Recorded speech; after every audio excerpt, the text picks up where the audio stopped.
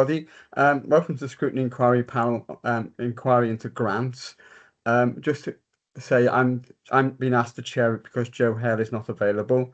He's having problems with his internet apparently. So if everyone's happy with that, I will continue on that basis. Okay, so on the agenda, we have apologies for absence. Joe Hale and I think Paxton Hood Williams. I think that's all we've had, isn't it, Michelle? Yes. Yeah. Okay. Are there any disclosures of personal and prejudicial interests at all? No. And on prohibition of whip votes and declaration of party whips? No. And then we have the minutes of the last meeting, which on page 1 and page 2. Are we happy that they are a correct record? I'm taking silence as assent. Thank you very much for that. Okay, so we're going to move on to the main public questions. We haven't had any public questions either, and there are no members of the public present. So we move straight on to the main session, which is the session with grant providers. Can I welcome John Ray, who is the Director of Resources for the WLGA? And he's going to be speaking on behalf of the WLGA. We have had a written submission from the Welsh Government, which is nice, but as yet we haven't had a they haven't sent a representative, so we'll deal with them after we've had the evidence from the WRJ. So, John, do you want to say a few words? You've had the list of the sort of questions which we're looking at as part of this. Would you like to say a few words in terms of addressing those issues? Yeah, absolutely. Thank you, Chair, and thanks for the invitation here today.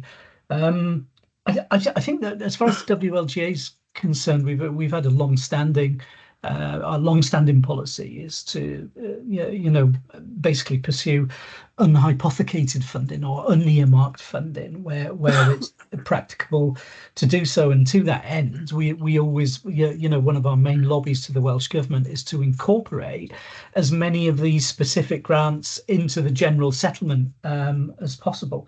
Now you might argue we've not been very successful at that because there's quite a proliferation. There's been a proliferation of specific grant funding, but there is a need from it from kind of ministers' perspective, and I think we accept that there's a need, for example, to pump prime new policies. And to make sure the money's targeted at the areas that ministers require in the kind of early years of new policies. And we'd always say to them to have some kind of exit strategy for that, which usually involves incorporation into the revenue support grant. Just to give you an idea of numbers, and I noticed from the Welsh Government evidence they've actually provided you with a list of the grants that comes out at the time of the settlement, and treasurers like Ben and leaders like Rob scrutinise that when it comes out, just to check what grants are available. I mean, collectively I think there's about £1.4 billion worth of revenue grants. Now, you shouldn't forget as well that there are capital grants as well. They often get forgotten about. There's about £800 million in capital grants there. So in total, you're talking about £2.2 billion in kind of specific, whatever you want to call them, specific hypothecated ring-fenced grants. So that's a considerable amount of money when. If you relative, I know these numbers sound big, but if you just, the relative size, the settlement's £6 billion.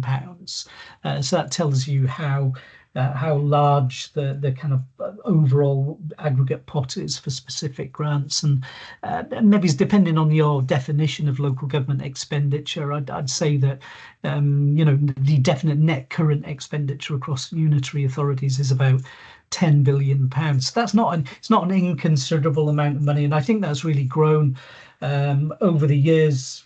Saying that, I mean, if we accept to an extent that we got to live with grant funding, you're asking all the right questions in the in your inquiry, about the proper allocation and design of the funding, where we'd like to see, we always like to see the fund independent on need.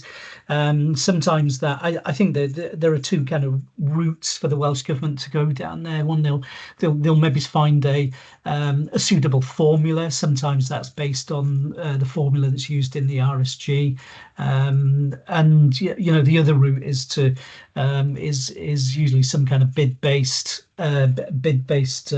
funding mechanism. It's the bid-based kind of funding mechanism, especially around capital grants, which can be quite cumbersome. They're quite bureaucratically involved. All of these grants as well require an audit, which mostly require an audit, which is why we look for the kind of terms and conditions that are as light as possible without compromising the need, I suppose, for your kind of second area there, which is kind of transparency, compliance, and some degree of oversight. I mean, we always make the argument to the Welsh government that the oversight for this kind of funding exists within local authorities themselves, and that's why you're here today, to be perfectly honest. So any additional layer of oversight is just kind of tends a little bit to over centralization and command and control, in our view. But I have to say, I mean, ministers in recent years have been quite open to our arguments about keeping them light touch.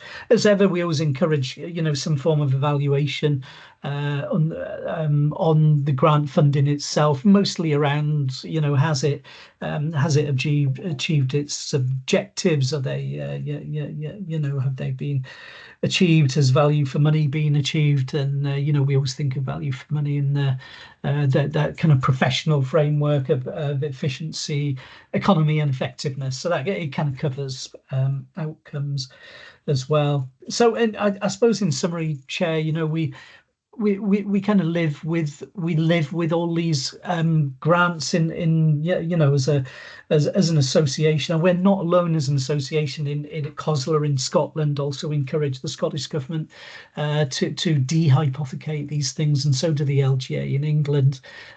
So in as much as we live with them, we also encourage kind of good practice in their administration and in their allocation, etc. And we do now.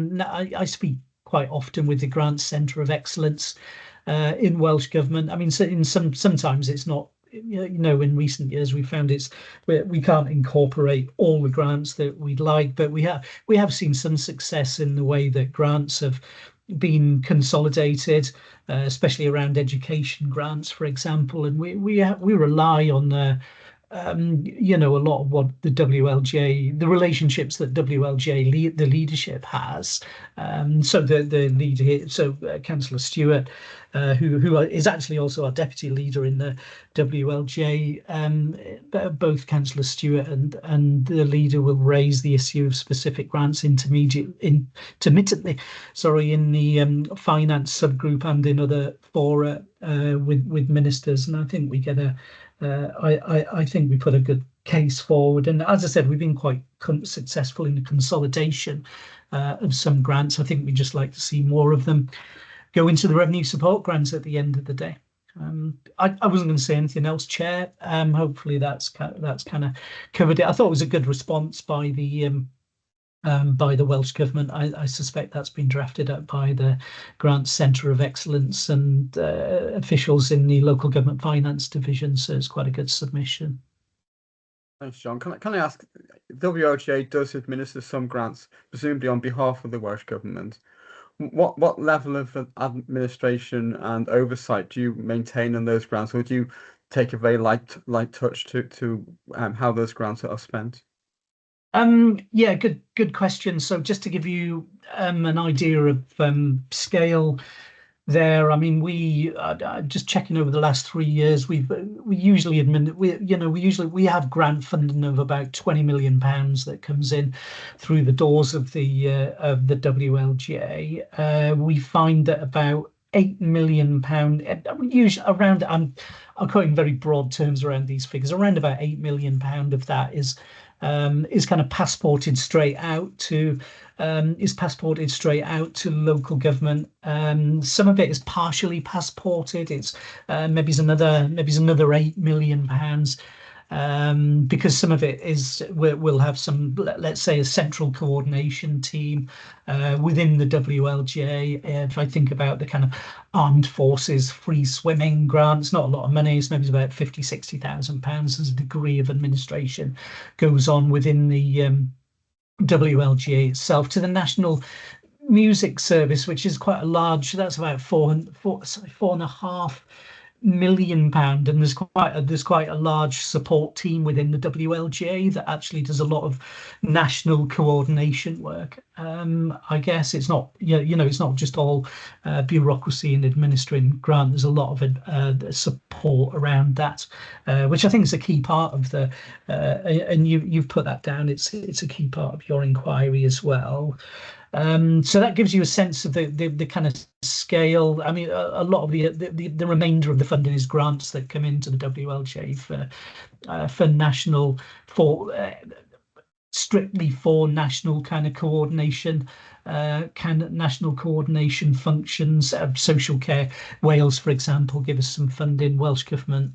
I have to say it's not all Welsh government. Some of this comes in from MHCLG, especially for asylum support. I think in the past we've had and we get Home Office money as well for asylum. This goes towards funding our migration partnership, which again does a lot of it is a lot of work that's centrally coordinated. We try to make all these grant regimes as light touch as possible. Chair, the monitoring tends to be light. It's maybe quarterly. We don't use the large grant award letters that Welsh government give to us, but we usually pass them along, say these are the conditions that we've been given. And to be honest, as long as our external auditors are happy with it, and we have asked questions before, I have been worried myself that we're doing the right thing in terms of grant management and administration, especially on the back of and you might remember this, Chair, but going back maybe 15 years, there was the AWEMA kind of scandal around grants to kind of third sector, and that prompted a lot of kind of angst and worry about the way grants were administered. But our external auditors tend to say to us that as long as we're just administering grants and allocating grants out to our own membership, who we know, inside, we know the 22 local authorities inside Hope for obvious reasons, then there tends not to be any kind of issues of any kind of governance issues around the way we handle grants. So to that end, we just keep things as light as possible, including the monitoring and any evaluation that we have to do as well. Yeah, I'm still getting Facebook memories popping up about AWEMA. So, yeah. I remember that well. In the Welsh Government's evidence, they talk about the programme for government commitment to reduce the administrative burden on local authorities. And they talk about significant engagement and exercise with local authority representatives, which I assume is the WLGA, and a cross-government review of grants to local authorities. But were you part of that, and can you give us some insight as to what the outcome of that was and how things have changed? Yeah, certainly. They certainly engage with the WLJ, and again, it would be that would be in the finance subgroup. So that's Councillor Stewart and all his kind of leader peers. I suppose, this was, I think, if I remember rightly, there was quite a lot of work around about the winter of 2023 going into 24, when Rebecca Evans was still the Minister for Finance, and she kind of led on a lot of the work. It did review all at the time. I think there were 1.2 billion pounds worth of specific grants, and I think whilst we didn't get whilst we didn't get all the there's many grants going into the RSG as possible. I think there were a couple of grants came into the RSG from memory. I think some of the homelessness grants came into the RSG. There was a big consolidation around the education grants. I think that was a big win around the way some of the grants were administered. So I think there was good engagement, so I can't argue about the engagement both at official level and between national politicians and the WLGA leadership. And I think whilst the success as we see it for WLGA may have been limited, there was still movements in the right direction. So we got some grants coming in incorporated into the RSG, and a lot of consolidation around the education grants, which was really welcomed. Is that an ongoing process, or is that just a one-off? I do see it as an ongoing process now, Yeah. Chair. I think officials in Welsh Government are a lot more, um, alive to the kind of issues around grants. And I know it's difficult for the centre in the Welsh Government to police all these things because all ministers want to.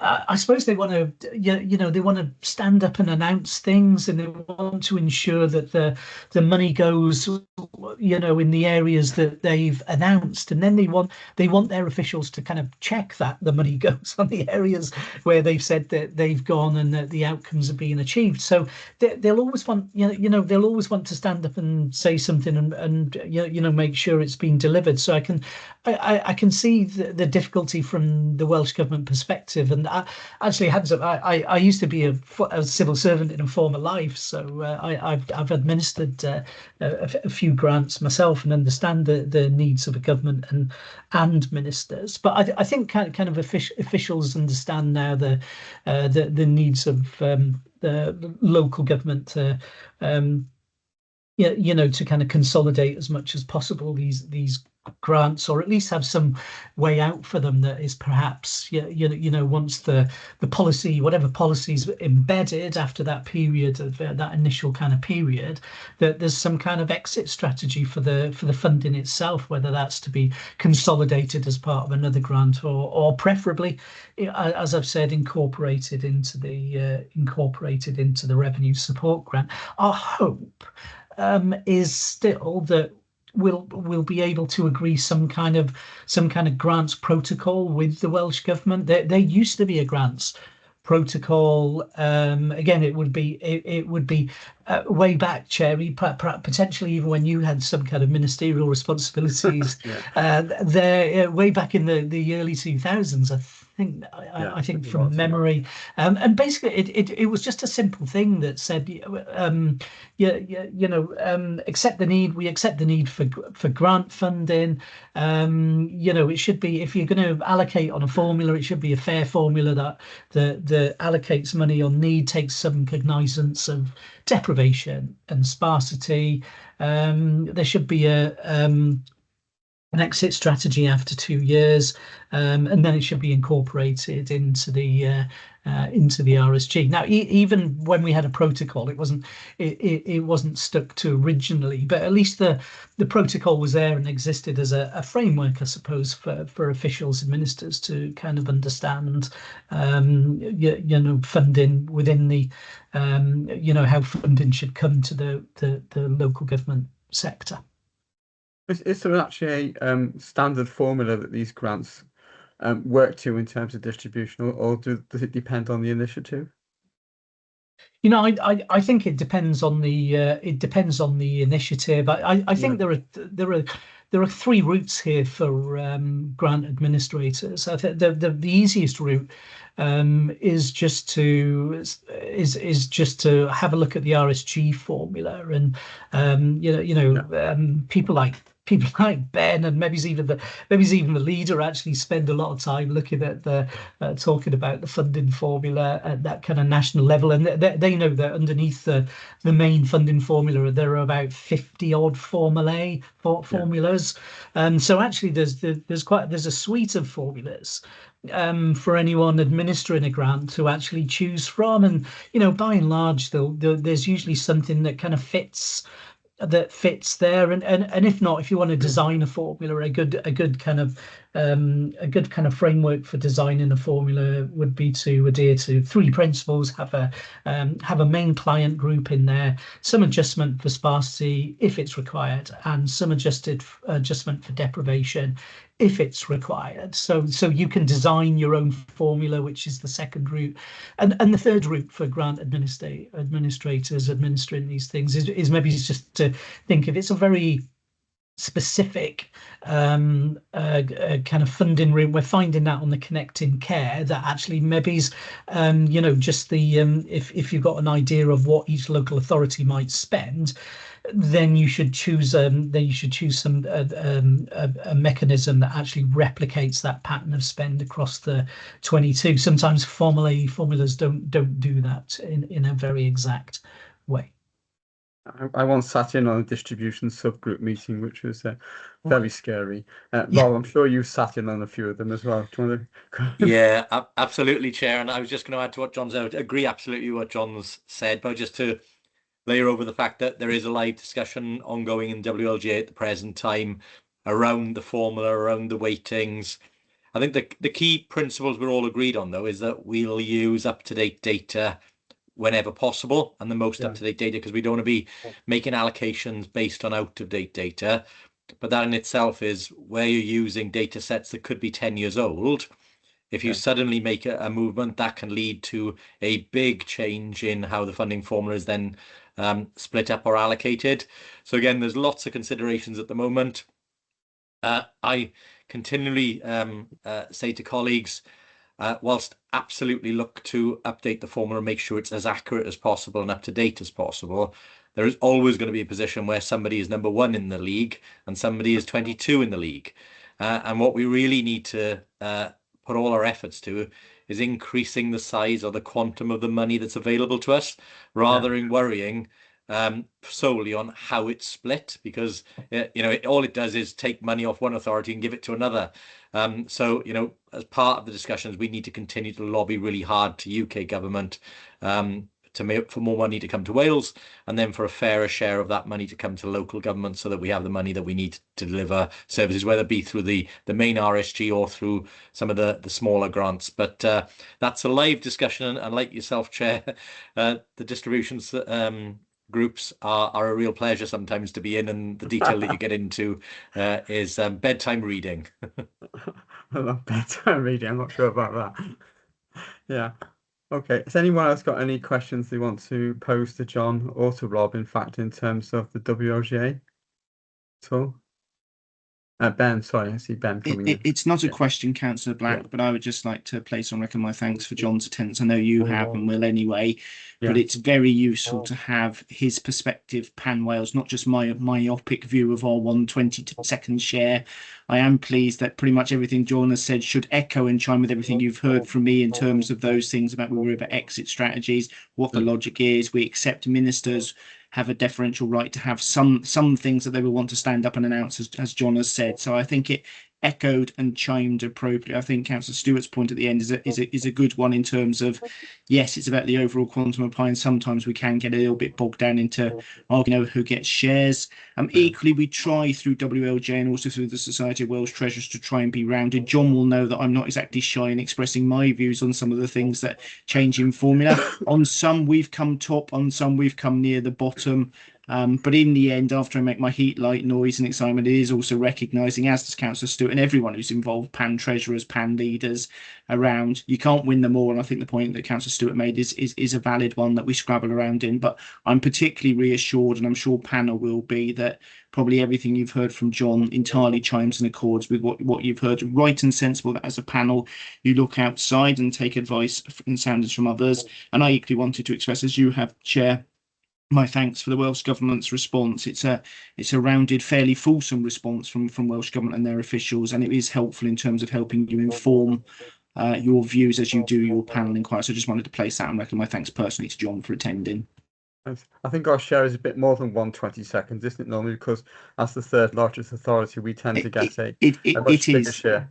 Yeah. Yes, you're right, Chair. You'll recall that I've effectively said, even though, as John has rightly said, you've got all those different measures.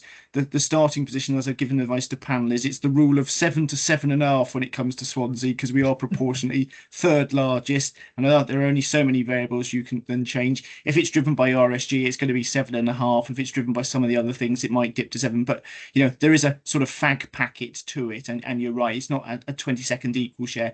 Our starting position is I'm looking disappointed if it's not between 7 or 7.5. And then if it's varied, it's what's the reason for the variance? Is it because it's a specific one-trick pony type grant, or has it got some specific measures in it?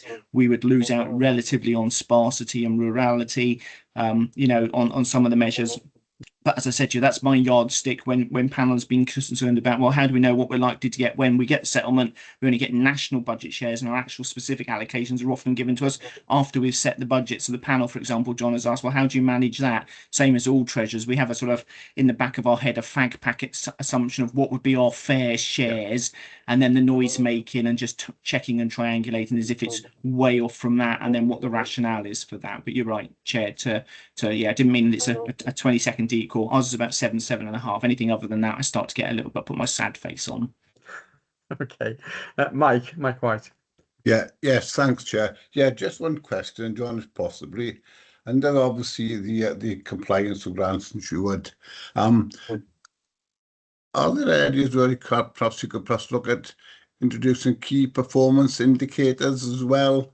And obviously go through audit and, as you say as well, with reports. But would that be an option that perhaps the West Local Government Association could look at, and what key performance indicators now the type of grant is actually being spent? John?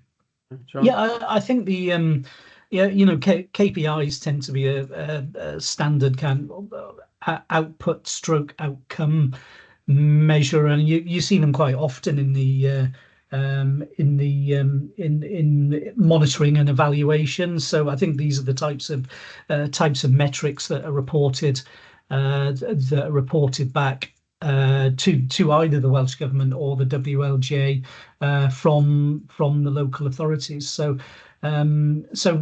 yeah, I mean, so it's just always good practice to have these kind of things in as part of the as part of the monitoring and evaluation. And I suppose I could interpret your question in a slightly different way as well, and actually apply KPIs maybe to the Welsh Government in how they are reducing the bureaucracy around some of these grants. I'm not sure if that was the purpose of your question, but it's certainly not a bad suggestion. And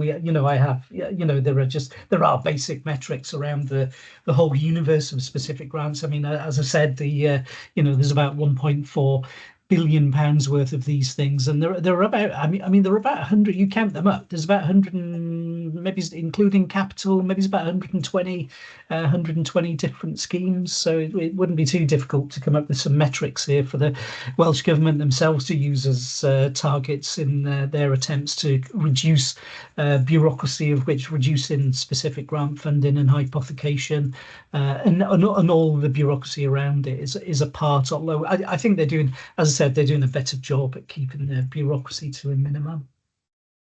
Am I?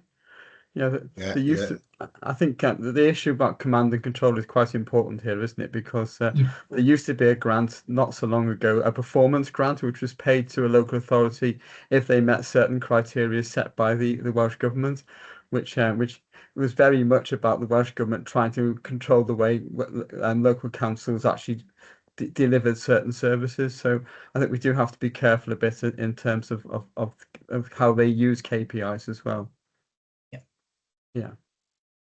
Okay. Anybody else got any questions at all? No?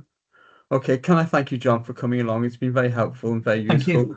We're just going to have a quick talk about the Welsh Government submission now. So if you want to hang on, and you're welcome to chip in as well if anybody has anything to say about that.